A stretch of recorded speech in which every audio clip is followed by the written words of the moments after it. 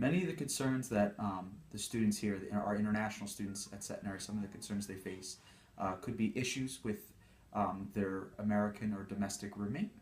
Um, so those are some of the things. Also, too, some of the other challenges that our international students face are language barriers with professional staff here and faculty. Communication issues sometimes. But that's the point of our jobs here in the international office, is to help our international students become more comfortable with the Centenary University as a whole.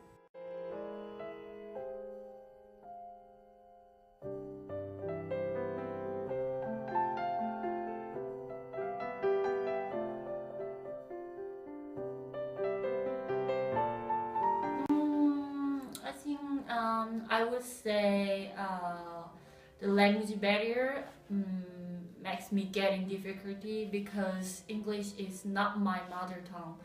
So yeah, when I have a conversation with my roommates at the beginning of the semester, uh, I think yeah I unwillingly bother my roommates by asking same questions over and over until I could understand what she said. But I was getting used to my roommates and now we became very good friends. It's not a lot, but sometimes I have three international roommates, so sometimes they all engage in conversation in Korean, and I don't understand, so I have to keep asking them to translate for me. Another one could be they cook a lot of pork-based foods, and I don't personally eat pork, so the smell lingers after. But we're working on opening windows to get rid of the smell.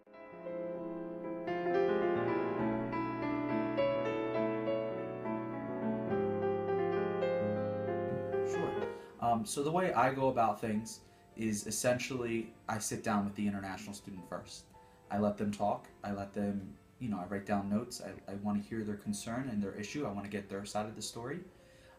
If it's something that I can give advice on immediately, that's what I do. I give them advice of how to best resolve their issue with their domestic roommate. But if it's a bigger issue, I then get other offices involved. So I get the Office of Residence Life informed. Sometimes I speak to the RA. Sometimes I speak to the complex director, or I go right to the head of Residence Life, Miss Kristen McGowan, and her and I sit down together and we try to come up with ways that we can mediate between the international student and the American student. 9 times out of 10, it's a miscommunication, or it's a different type of study habit that the two students have.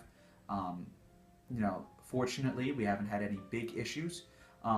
But the way we do resolve issues is we like to mediate, and we like to help out and have both students come in and sit down and talk with us and help solve the situation in that terms. Worst case scenario, that we simply do a roommate change where we move one of the students out. That way we separate the two students and hopefully the problem is then resolved.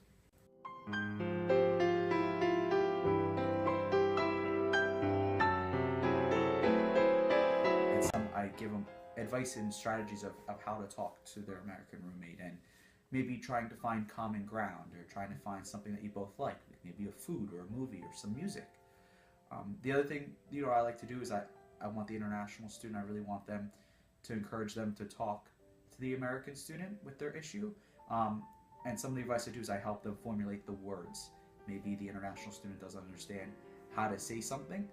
So what I do is I use different ways to help the student figure out what terminology they want to use when they're talking to their American roommate. And sometimes too that includes getting some of my colleagues here that speak the foreign languages that our international students speak, translating that and then helping them communicate in the best possible way.